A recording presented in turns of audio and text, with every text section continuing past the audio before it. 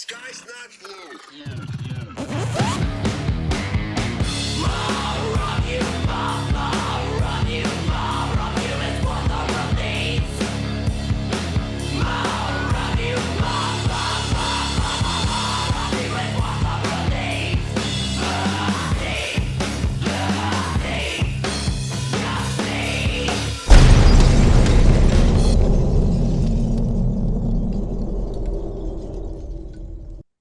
Welcome back to the Cult House Podcast. I am your host, the Scholar of Spite and the Saturday Night Delight, Roger Riddell. Joining me today, he is the vocalist for Washington, D.C. grindcore legends, Pig Destroyer, J.R. Hayes. How you doing today, J.R.?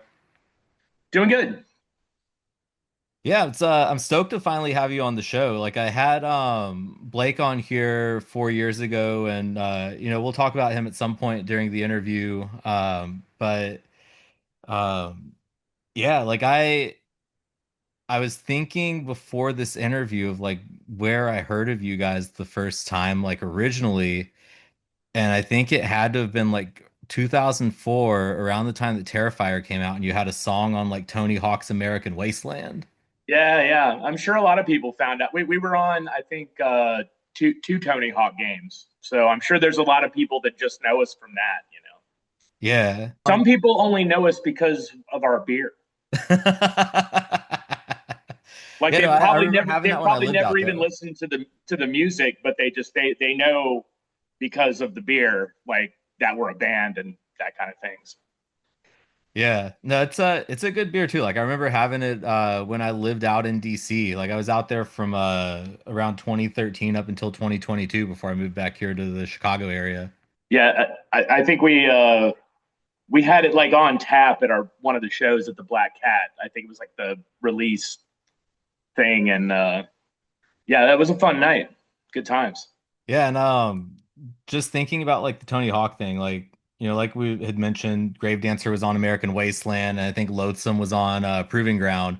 But I was at Riot Fest a few years ago, and I was talking to a friend during Bad Religion set because I feel like that like genre of band, especially, I feel like has to have this sort of pressure every time that they play any kind of like festival or do any kind of big tour where it's like, oh, we have to include the Tony Hawk song in the lineup.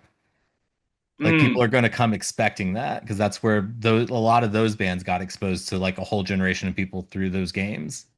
Yeah, that's this is kind of representative of how the sort of band that we are, in that that's like something we would never be conscious of. Yeah. You know what I mean? Like we didn't play Grave Dancer for years. We just recently brought it back like a couple of years ago. So we would just never even think about that, Yeah. because we're always like, when we put set lists together, we're just like, what do we want to play? You know what I mean? And like, and maybe that's not a very smart way to do it. I don't know, but it's just like we're just off in our own little world, I guess.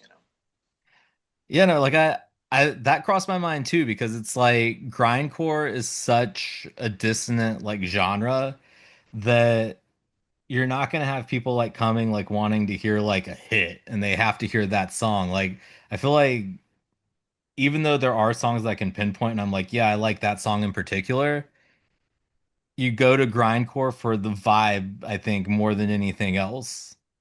Yeah, it's just hard to think about it in terms of like hit singles, or that we gotta play this one like it's fucking Jesse's Girl or some shit. You know Yeah. what I mean? But yeah, I mean, it's weird because there's certain songs that we've probably played Piss Angel at every single show we've ever played since we wrote that song. You know what I mean? But then there's other songs that we either have never played, or just like never, or we don't get around to ever putting them back in the. A lot of fans always ask us about Towering Flesh from the Terrifyer record, and we've never played that song live because we don't have anybody who can play the guitar solo, and it's like that's play having the song without the guitar solo, we just feel like would be like kind of lame. So I don't know. Maybe people would still like it. But That's a good point there too. Like I just talking about like something sounding out of place out of the guitar solo, you just gave me flashbacks to Metallica's Saint Anger. But no, nothing on that album sounds right because there's no guitar solo on it, despite them having like two of the best guitarists in the world. Well, and also like just in that what was the name of the documentary? Some Kind of Monster. Yeah. Just the part where they're telling poor Kirk Hammett that he can't have any guitar solos, and you're like, oh no, like not can't do that to Kirk Hammett. You know what I mean? I don't know. It's just weird. Yeah. Yeah, so speaking of festivals and set lists and all of that, you guys have one night of the Forever Death Fest here in Chicago coming up on April 11th. And from what I understand, you're doing Prowler in the Yard from beginning to end. Yeah, we're gonna practice it this weekend, so it'll be fun to get back into it. Yeah. Did you all do that at the Decibel Beer and Metal Fest recently too? We've done it a handful of times. I'm starting to lose. I know we originally did it for the Philly Decibel Fest, and then I know that we did it in the UK at the Damnation Festival. But I think we've done it a couple other times. But the big one was the first one. You know what I mean? Because like Yeah. once you do it the one time, then it's like everything goes down a little easier. You know what I mean? But like that first time, you're a little nervous, like doing a bunch of songs that you've literally never played before. You know what I mean? Like some of those songs were written in the studio. You know what I mean? Like they might not have even been jammed as a full band or something like so it's almost like you're learning things that you've never learned in the first place. I guess it's kind of weird Yeah, because because like you all have like I was to. saying earlier about Piss Angel, like half of the record we play all the time, and then the other half of the record we never play. Yeah. So it was really weird kind of revisiting all those songs that we kind of left behind. Yeah, like even then, like you've had to rework them for just like I guess sort of the overall dynamic of the band changing, right? Because I know you added like bass around Head Cage. Yeah, I mean it would be funny if we just kick the other guys out of the band for the set, and we're like, oh, we got to do it like it was on the record, dog. You know what I mean? Like, but no, we try to incorporate everybody as best we can, and you got to have Travis and Alex over there acting like lunatics. That's part of that's half of the fun for me. Yeah. Is it fun to go back and like rework those songs so that they have like parts in them? Yeah, I mean, you have to think of the song as like kind of like a living thing. Like I don't do the songs the same way that I did 20 years ago. You know what I Yeah. mean? Like even if it's all just like subconscious, you like learn and figure out what works and what doesn't. You hopefully your voice becomes a little more dynamic, and you can try different things. And um, so yeah, it's just like you got to try to take the song and like what is it? What does like current day Pig Destroyer make that sound like? You know what I mean? Like uh, I don't know if we could go back and make it sound like it did then. You know what I mean? I don't think that music works that way. Yeah. It's like if you went and saw Def Leppard like right now, Yeah. I'm sure they come out and they play Pour Some Sugar on Me, and I'm sure it's fine, but it's like it's never gonna sound like it sounded when they were 23 years old. You know what I mean? It's like it just doesn't work that way. Yeah. Well, I mean, the drummer had two arms when they originally recorded that too, That didn't is he? also true. Yeah. Yeah. Honestly, I mean, I super admire them for keeping their guy in the band. You know what I mean? Because I think Yeah. almost any other band would be like, bro, you got one arm, dude. Like you're not going to be able to play on this world tour. You know what I mean? And they built like a custom drum kit where he's like doing the snare with his foot. And, you know what I mean? It's like it's Yeah. a pretty cool story, I think, of standing by your friends.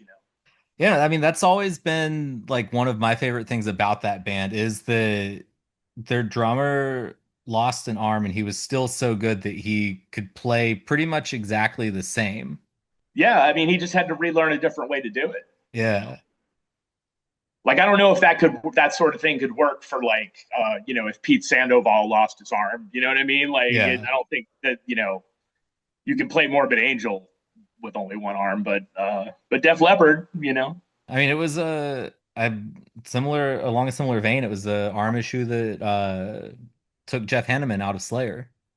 yeah, yeah, absolutely. I mean, man, that's a devastating one right there. I mean, because Yeah. who's cooler than Jeff Hanneman? Like, who's written better riffs than Jeff Hanneman? Yeah. That's about as tragic as it gets right there. Yeah, no, dude, I was lucky enough to get to see them with like the full original lineup at the Ozfest in '04, and then on another tour that they did, I think in like '08 or '09. And then I've seen them a few times with Gary Holt after he had replaced them. And like I love Gary, but it's still like it's not the same as seeing them with Jeff Hanneman and with Dave Lombardo on drums. No, I mean, I always think about like when I would get the old Slayer records and you would open up and they'd have the lyric sheet and it would say like lead Hanneman, lead King, lead Hanneman, lead Hanneman. You know what I mean? Like Yeah. they would have all where the solos were listed, and it's just like you can't Slayer can't have one and not the other. It's a package deal. You know what I mean?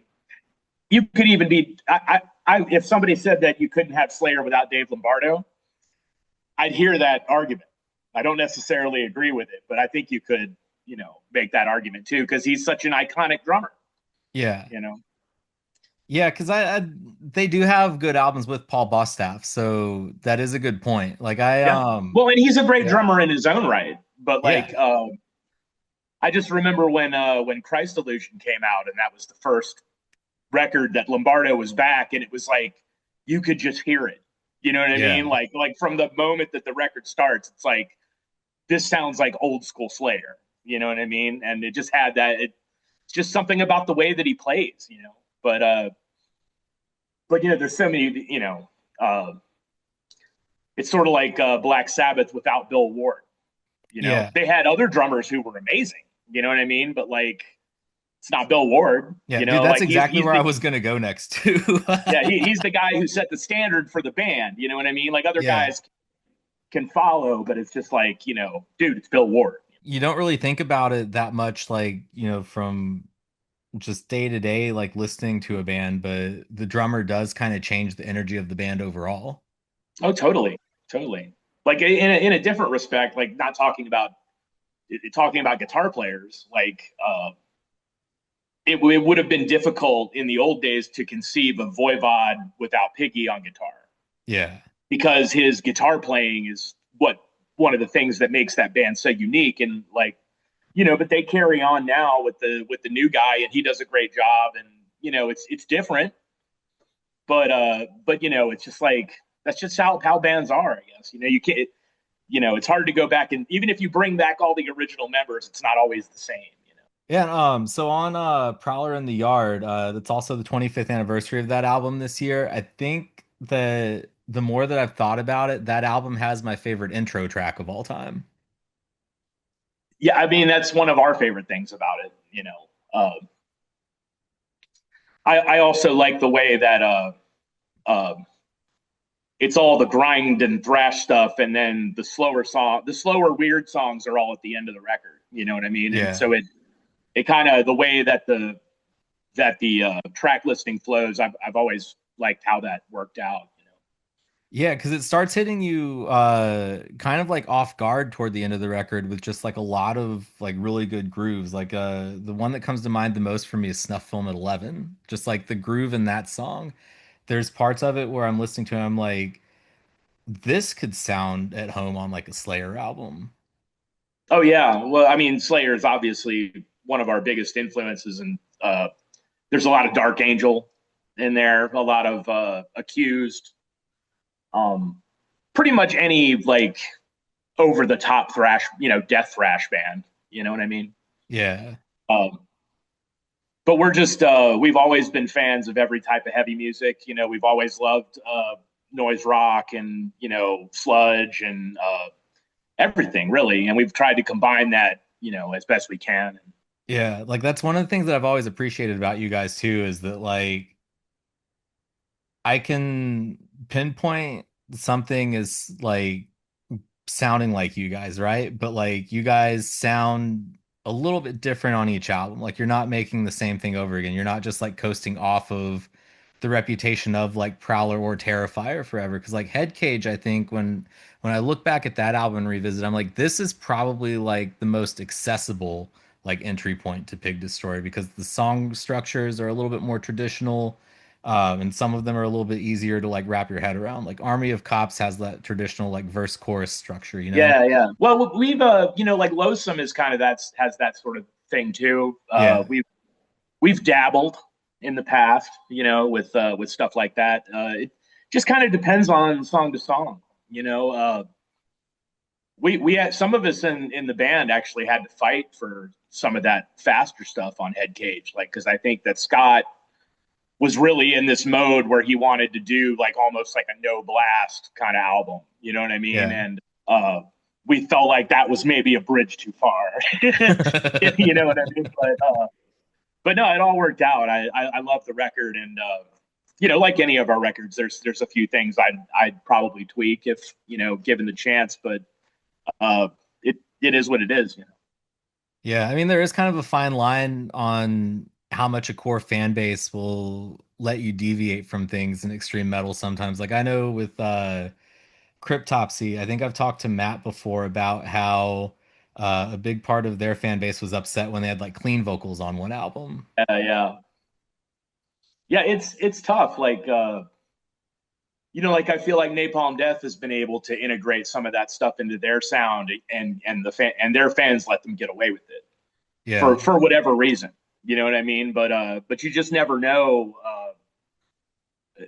You know, what does any fan of a band want with a new album? You want the same thing but different. You know what I mean? So it's like sometimes you have the best intentions and you put something out and like it's just not the right time, or it doesn't hit people the right way, or the video doesn't look good. You know what I'm saying? Like there's a Yeah. million different reasons why anything good or bad can happen to a record. Like sometimes you're just it's just not time for that record. Yeah. But I think that there's so many records that like people despised when they first came out, and now they're regarded as classics because you have to get over that initial shock of like like when I heard the Black Album for the first time, like I kind of didn't like it. You know what I mean? Because it wasn't like Master Puppets, or they were kind of simplifying the songs. They didn't have their complex arrangements and stuff, and but then you get past that and like this, you see like what they're trying to do, and you have to look at it with different eyes. Yeah, yeah, because I know I mentioned Saint Anger earlier, and like as much as I don't enjoy that album in like the broader Metallica catalog, I still have always appreciated that that band doesn't have to like make any music anymore at all, or they could just like coast on making like the Black Album by numbers over and over again, like Yeah, AC/DC's done for like 30 years with Back in Black. But they still experiment with things because they're still like interested enough in making music and still in love with making music to the point that like they'll try new things. And I can at least yeah, appreciate and respect that, even if it's not always something that I want to hear. yeah. You have to tip your hat to anybody who's willing to take chances. You know what I mean? They Yeah. they they kind of have always been that way. You know what I mean? Like they've been very intrepid and forward thinking with what they do, and that's why they're the biggest band in the world. You know what I mean? Yeah. The thing about Saint Anger is that um, it to me is like inextricably linked to that documentary, and that documentary just like you feel for them because they're just obviously like rudderless at that point, and they're just a band that doesn't know where they want to go, and it's so they're and then of course they're having all the James is having problems, and there's all kinds of other things going on, and you just feel for him. Like, it's, how are you supposed to make a fucking record with all that going on? You know what I mean? Yeah. Dave Mustaine's crying. You know what I mean? It's like, Jesus fucking Christ, Yeah, it's like just Uh, watching them all have like their midlife crisis at the same time on film. yeah, and oh, I mean, as somebody who grew up loving that band, and I mean, I still, love that band, but I just felt so bad for him, because you like to think of them as like, you know, like when I think of Metallica, I think of like Kill 'Em All, and just how vicious and perfect that album is, Yeah. And then to see the mighty fall like that, I mean, that's just fucking life, man. You know what I mean? That's also, Yeah. how do you relate to like, because they're all millionaires, and like they're just living this completely different, reality. You know But what I yeah, like mean? Like, Lars is talking about like his art collection. yeah, it's like, you know, you gotta. I think I saw a thing with the directors where they actually went to the band and were like, "Do you guys really want us to put this stuff out there?" And they're like, "Yeah." So I mean, it's definitely compelling as shit. That movie is so compelling. You know. Yeah. One of my favorite things about that movie is also that it just introduced the world to Lars's dad. Oh yeah, yeah, Yeah. yeah. Oh, dude, Lars. I mean, he's classic. Yeah. He just Like, it's always it's shows right up up with that. like sage advice. Have you seen the Brian Jonestown massacre documentary? Nah. It's called Dig. Nah, I'll have to You, check it out. that to me is the greatest documentary ever made. It's like some kind of monster, like times 1,000. Like the shit that goes on in that movie is just like, well, it'll blow your fucking mind. Yeah. You don't get to see behind the curtain like that often. You know what I mean? Yeah. So one thing that I had kind of figured out while I was preparing for this interview is that you are like a big G.I. Joe fan from what I saw. Oh yeah. Yeah, I think it was a video clip that I found from a podcast from like several years ago and you were talking about Snake Eyes. Yeah, yeah. I remember that podcast. It was like, I don't remember the name of it. Uh, but yeah, I remember talking about that. Yeah, I Yeah. grew up on those comic books, and Yeah. they're probably between those comic books and the early Warhammer 40,000. That occupied most of my adolescence. Like, you know, Yeah. Were you ever big into like the like G.I. Joe like action figure lines? when I was a little kid, yeah. Um, Yeah. I've gotten rid of all that stuff, but the only thing that I still collect is the comics. Like, you know, Yeah. When you were the in con- like the action figure stage of things, were you a USS Flag or a Defiant person? I never had either of those. I think I was kind of getting out of it by the time those came out. Yeah. Actually, no, the flag was out. I never had that one. Maybe my parents were like, we don't have room for this big piece of shit. You know what I mean? I know a lot of people who are just like super big into G.I. Joe, but I think I was born like a I few think I years think too late for it. what's that? As then I think I was like born a few years too late for like the whole G.I. Joe thing because I think when I hit the point where like I was starting to become aware of um like those sorts of things, Ninja Turtles was like the big thing. But like Yeah, G.I. yeah, Joe was still on the periphery of like my I guess cultural consciousness when I was like 3 or 4 because that cartoon was still on. yeah. Um, it's a funny fan base to me, like because they're seemingly impossible to please, Yeah. especially with the comic book stuff. Like a lot of stuff with the comics comes out that I like, and everybody else just hates it, and then of course it dies and never goes anywhere. You know, but the uh, the guy, the Walking Dead guy, I think is like in charge of it now. Uh, Yeah, Robert Kirkman. yeah, yeah, he's doing he got the rights from IDW a couple years ago, and he's been doing so. And I don't think he's writing it, but like he's putting it out. Yeah, yeah, because I think Larry Hama probably would have been the person writing it when you first got into it, right? Yeah, yeah. I got into it around like issue like 7 of the original run, and I was just obsessed with it as a kid. Like I really I kind of even stopped caring about every other comic book that I read. You know what Yeah. I mean? I became like singularly focused on that one. And then it also got me into like a lot of like military history and stuff like that. Like a lot of other avenues that got explored because of that.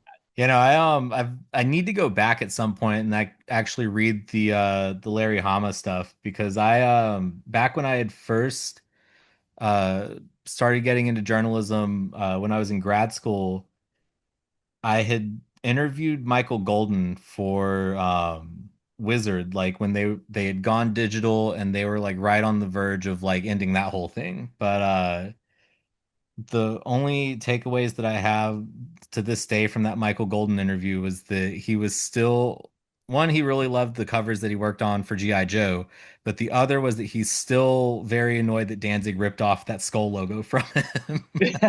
Oh, is he the one that Danzig took the skull logo? Yeah. Yeah. Well, back then, that's just what you did. You Yeah. know what I mean? Like the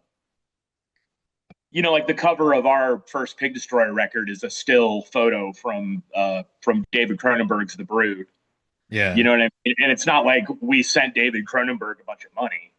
You know what I mean? So that's just kind of what you did back in the day. That was like it was punk, and there was no internet, and you can't get away with that stuff now. Yeah. But it was that, and I mean, think about how different hip hop was back then. Like, because you could sample anything.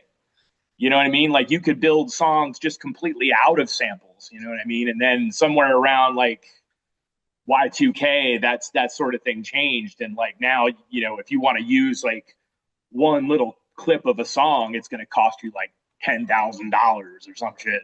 And there's all this legal stuff that has to happen, and you know what I mean? It's just like Yeah. it's just a totally different environment.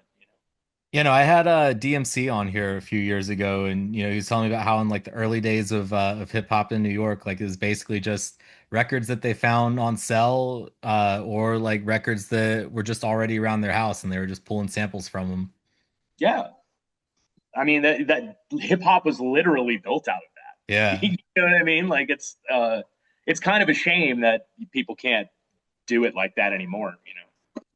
yeah, because like in a lot of those cases, like the samples also like aren't the whole song, like it's just like a minor clip of the song that's just like repeated over and over again. It's not like where like Kid Rock, for example, takes like all of Sad But True, but just sticks entirely new lyrics over it, and then Yeah, you get yeah. upset every time that you think that you're Well, about to yeah, hear you Sad But could. True, and it's that. Yeah, I mean, there's being clever about it, and then not being clever about it. You know, Yeah, uh, like to me, like Dr. Dre was the genius, like that early NWA stuff, and like the just the way that he would set it on the beats, and like it was so ahead of its time. And there's just I don't hear a lot of like hip hop nowadays that like really gives you those vibes. You know what I mean? Like I still hear good hip hop, but it's more arty, I guess. Like there's just not a lot. I just wish somebody made like sweet ass fucking gangster rap records like the way that they used to make them. You know what I mean? That the Ghetto Boys made them. yeah. Like back when it felt a lot less polished. Like I think the polish kind of ruins a genre like that. Well, yeah, and the beats get so sophisticated, and like I love those early like LP records and like Cannibal Ox, and like that really dense stuff is cool, but like when you have just like a really sweet like wide open hip hop beat, I don't know. There's just it's one of those things, sort of like grindcore. Like when somebody really does it right, there's just nothing better. Yeah, I had mentioned Blake at the top of the interview. He had been on the podcast about 4 years ago, and I'm sure he unfortunately, had lots of opinions. Oh, he was one of my favorite people to run into at shows in DC.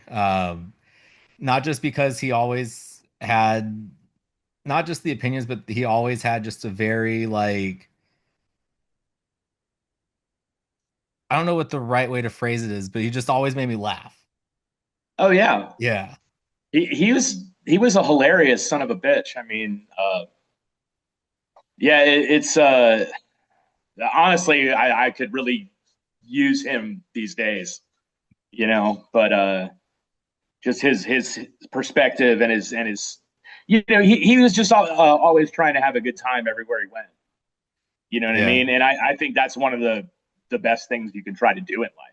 Is just like in any situation, like you try to make the best out of it. Try to have a go for the laugh. Yeah, no, I still have a few buttons around here somewhere that I got from a show that you all did at Rock and Roll Hotel where they were like square buttons and they had Blake on them. And I think they said like make grindcore crabby again, and he had crab claws. Definitely, definitely. Yeah, that show and I think there was an American University show in 2015, like a few years before that one. It was the that first time I that was finally the got to one see you with guys live. Repulsion, right? Yeah, I think Repulsion was with you guys at both of those shows. Yeah, yeah. Um, yeah, that was a really weird show. It, Yeah. it, it was one of those things where you're as a band, you kind of get used to certain things. You know what I mean? Where you play a club and there's a sound guy and he kind of like knows like what's going on at least to a certain extent. You know what I mean? And that show was like because it was like at a college, like in a room. It's like these like AV kids, you know what I mean, who have just never done anything like this before. You know what I mean? And so it was a little bizarre, when you're off, you get out of your comfort zone like that sometimes. Yeah. No, I remember just like thinking at first that it was odd seeing this show happen in the middle of, I guess it was like a food court area and a student activity center, but like all the Yeah, yeah, lights were just out. And then I was like, man, this is actually like pretty cool seeing it in this setting. And I remember too, just like walking in and there's just like two college kids sitting at this table. I'm like, oh, it's just kids running this show. yeah, yeah. I don't remember how that.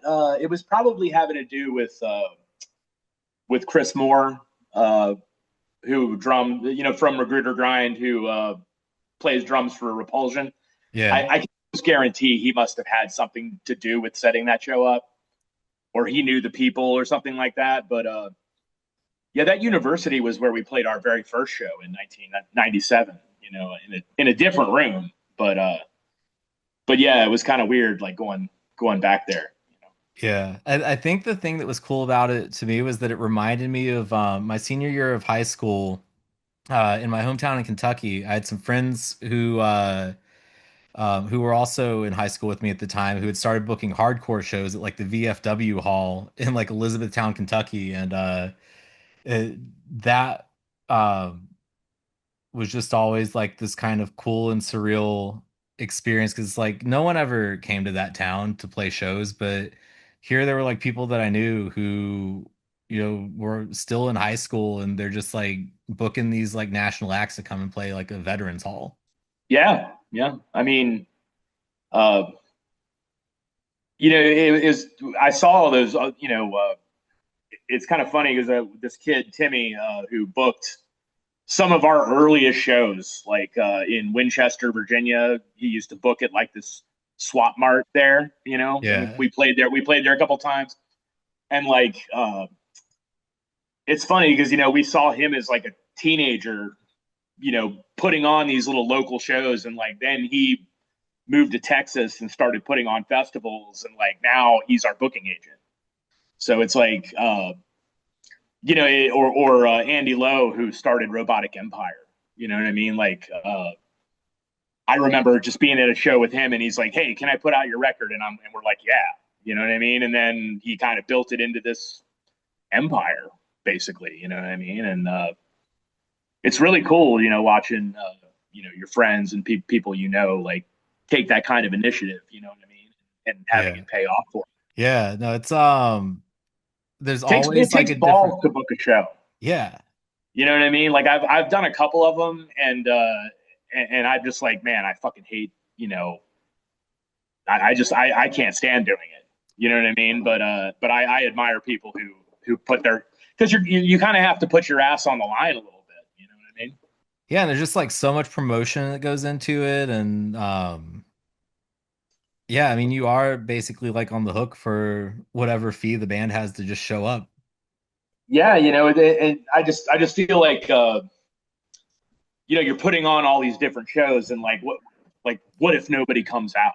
You know what I mean? I would just live in constant terror of that feeling. You know what I mean? Of just it reminds me of like the first time we played New York City. We were playing with on tour with Thrones, and we had a show at the Knitting Factory, and it was the first show we ever had where we had a backstage, and they gave us beer, and so we were like super stoked. And then like a couple hours later, the guy comes back and he's like, "Yeah, we were gonna start the show, but there's nobody here, so we're gonna give it some time." And then they kept postponing it, and I think there was like maybe seven people there, and they were seven people that we knew. You know what I mean? So it was just like we went from being really excited to being like totally crushed, and I don't know. Yeah. It's just like I would just be afraid that I would book some band from fucking Memphis, Tennessee, and and then nobody shows up to see them play, and Yeah. I can't take that kind of pressure, man. There's the other end of that too, where back in 2007, when I was still in college at the University of Louisville, the Sounds of the Underground tour came through Louisville at one point that summer. And it was going to be held on like this hill behind the Waverly Hills Sanatorium. And so I've talked to the promoter who put this show on, over a decade ago about like what exactly went wrong that day, because so many people showed up and they just like ran out of water, and it was the hottest day of the year, and they ran out of food, Oh, and they were having to tell people not to drink water from like faucets on the grounds because it could be infected with tuberculosis because of the oh, sanatorium's Jesus. history. And basically, what the promoter told me, and I've never had a chance to talk to the people who owned Waverly Hills at the time, but they looked at the lineup and decided because they hadn't heard of most of these bands anymore, that they were going to pull back some of what they were putting into it. And that impacted the amount of like refreshments and food and stuff like that that was available. Mhm. And so the turnout ended up being greater than what those people expected, but I think it was in line with what the promoter thought was probably going to happen. But there were people from like as far as Michigan who drove all the way to Louisville for Oh, this wow. fest. And Who was playing? Just do you remember? so it was a line. The festival had a certain lineup because it was a touring festival at that point, if you remember that festival. And then it was a special lineup for this show because it was an off day for a bunch of bands that were on the Ozfest that year. So like Oh, Lamb of okay. God and Behemoth and Hatebreed, and I think one or two other bands joined that day's lineup. And then Guar was one of the headliners. And I think Amon Amarth was supposed to be playing there, but I think their van broke down or something and they couldn't make it. And Every Time I Die was on there. I think that there had to have been like six or seven other bands that I'm like forgetting right now. I remember going to Ozfest and seeing Mastodon at 9:30 in the morning. Yeah, was that 2005? Yeah, I think so. I was just so blown away, but I was like, we got to be there when? Like, Yeah. I didn't even know bands were allowed to play that early. You know what I mean? Like, it was crazy to me. I had a friend who dropped acid before the first time that he saw Mastodon, and it was when they were touring Blood Mountain and they had started doing the video screen behind them. And so he was like during their set hallucinating that like the like antlered like deer monster thing from the album art was coming out of the screen after Oh, it. I've done my share of psychedelics, but I can't do them in public. Yeah. I don't know how people like. can do that shit. Yeah, I don't get it either because like you're taking a huge risk that whatever surrounding you're going to be in is going to be calm or, conducive to whatever state that you're wanting to experience. Well, yeah, I just lose I don't even understand what money is when I'm Yeah. tripping. You know what I mean? Like I'll just like open my wallet and be like, why do I even have this? What is this stuff? Like who's this guy? You know what I mean? Like how am I supposed to function at a show? How am I supposed to get a beer? You know what I mean? Like yeah, I can't even do like basic shit. You know what I mean? So That it's wild seeing how far that band's come too because like we're talking about Mastodon. yeah. Yeah, Yeah, because they've been through that whole period where they just wanted to like have fun with music on a few albums and like they had people who gave them shit over that and it's like, dude, like it's what they want to do with their music. So, yeah. I mean, there's few bands who have done as well for themselves as they have. I mean, over yeah. the 20 years, you have to, I've always admired their ambition, you know, but I don't get the impression that they care all that much. Like, I think they just do their thing, you know. Yeah. Uh, for me, it's like I'm just really curious what they're going to sound like with no Brent Yeah. because his guitar playing style is so tied up with the sound of the band that it's like we were talking about Voivod earlier. It's difficult for me to conceptualize like Mastodon post Brent. You know what I mean? I'm sure I'll find out what it sounds like, but Yeah, because he added a lot of soul to that band's sound. well, yeah, and he had kind of a I don't want to say bluegrassy, but like a finger picked, like almost banjo style playing, to Yeah. style playing, and that's just so unusual, especially in heavy music like that. You know what I Yeah, I mean that's just talking about guitarists in general. It's one of those things where like he stands out to me as someone who's like kind of like this lost art in bands that are bigger like that, where they have a guitarist where you hear that guitarist and you automatically know who it is. Like mean? Yeah, I can hear like an Ozzy song and I immediately know if it's like Zach Wild or Randy Rhoads, because they have like signature like things to their guitar playing. yeah, yeah. Well, it's like you always know Eddie Van Halen. You know what Yeah, I mean? Like, he's just got that sound. That's his. You know what I mean? Like, and I think as an artist, that's probably about the best thing you can really achieve is just to be instantly recognizable like that. Where you just come on the radio, and even if people haven't heard the song, they know who it is. You know what I mean? yeah. Like, it's like there's nobody that sounds like King Diamond. You know what I mean? Like only King Diamond sounds like King Diamond, and for better or for worse, like that's his thing, and you have to admire it. Yeah. It's kind of like I can go to like Kuma's Corner here and like while I'm like eating with someone, I can just be like, this is this band or like this is this band. Cause it's just like so many, even in a genre where there's like a defined sound like doom or like grindcore or death metal, like the bands that have really like carved out a place for themselves have something to their sound that sets them apart. Where like if you're familiar with them, you immediately know, oh, this is them. Yeah, I mean the band that pops in my head immediately is I Hate God, Yeah. because there's so many bands that try to sound like I Hate God, but you just know it's not them. You know what I mean? Like there's something about their sound that is unique to them, There's a lot of lived experience in I Hate God. dude. I mean, you know, uh, what an incredible band. Yeah.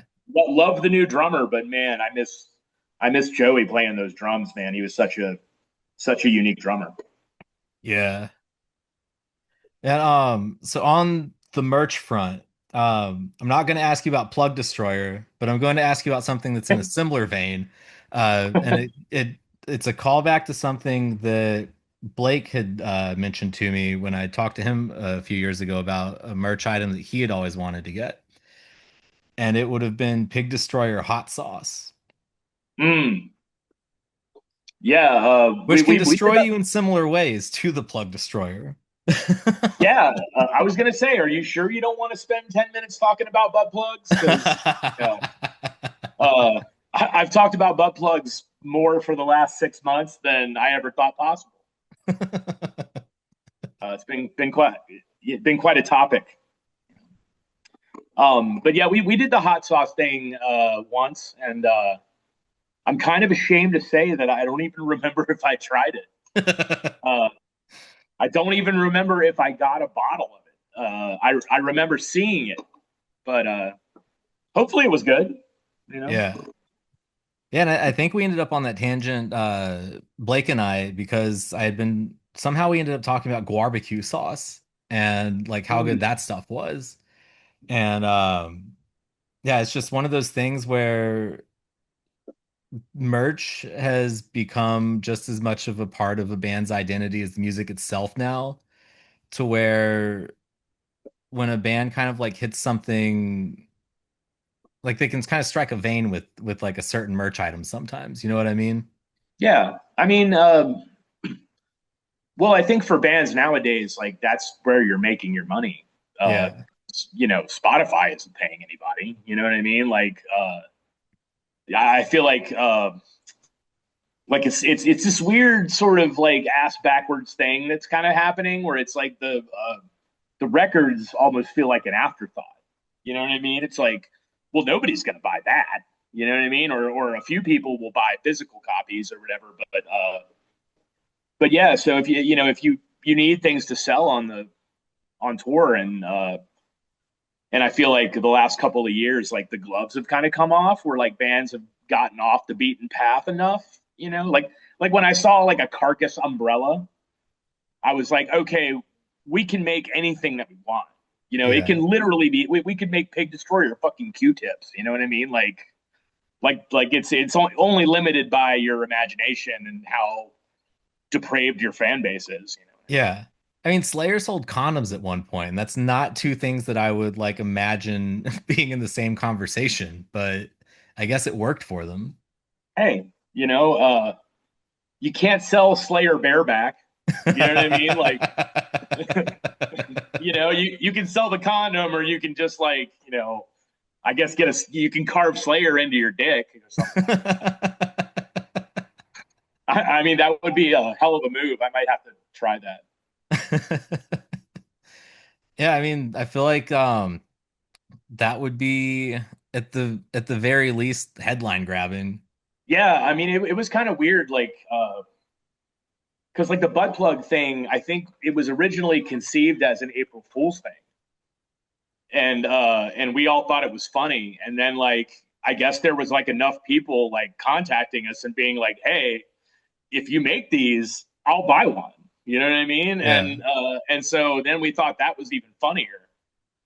So we produced some, and then they sold out, and then so it's just been like, but then at the same time, I think it got blown out of proportion, and then we're sitting here being like, are we the butt plug band now? You know what I mean? Like, is that really what we want to be? Is the butt plug band? Yeah. I mean, You know? it's kind of like the next logical extension from like that period where a bunch of bands were selling dildos. Yeah, yeah. I think it'd be interesting to sell like could we sell uh, like a Jennifer blow up doll or maybe some creepy like Japanese robot that's Pig Destroyer branded or like You could you sell know the blow up doll and pair it with a pint of Pig Destroyer ice cream. ooh, Pig Destroyer ice cream. Oh wow. Now I have to think about what the flavor would be. Wow. Yeah, Yeah. I don't know. I'm gonna have to noodle that one for a little bit. Speaking of barbecue, which I mentioned a minute ago, I know you all had a set there. I think it was the year before Brocky died, where people were like climbing up in the pavilion. I had heard you Yeah, talking yeah. about that. That happened the following year too, during Iron Reagan, and then I never saw it happen there the other 2 years that I went. Yeah, that was the craziest set that we've ever like we thought we were gonna die, Yeah. so it just like that. pandemonium is just how I would describe it. I don't think there's any footage of it, bizarrely. Yeah. I've seen like photos and stuff, but it's really kind of a shame that there's not a video of that because it was a wild one. It was crazy. Yeah, during that Iron Reagan set in like 2014, I was like hiding behind one of the amp cabinets on stage because I was covering the fest that year for AV Club. And so I was just hiding back there taking photos, and just got like a few good shots of people up in the top of that pavilion. But yeah, it was like rocking back and forth. I was like, man, this thing might collapse. Yeah. It reminded me of being at RFK Stadium and like when people could you can shake the bleachers there and like I remember just thinking like this is not going to end well. You know what I Yeah. mean? Like this is what documentaries are made about shit like this. Where everybody fucking dies. Did you see that footage of that crazy sinkhole? I think in China, it was like just eating trucks and Nah. people are running away from it screaming. Like it was fucking crazy. Yeah. But no, I thought of something similar to that, to the stadium thing, I guess a couple weeks ago, because Saudi Arabia keeps buying these WWE like big pay-per-view shows or whatever. Yeah, And so yeah. they paid a bunch of money for the Royal Rumble and erected a new stadium in like 20 days. And it's just like, is that thing even going to stand? Like, how do you build something for 100,000 people in 20 days and it's structurally sound? Maybe they all just really wanted to get out of the sun. I mean, it's got to be hot as fuck over there. You know what I'm saying? Yeah. Uh, but yeah, that's crazy. So yeah, the last question that I have is just about new music. What are you guys working on, and like when can we expect more Pig Destroyer?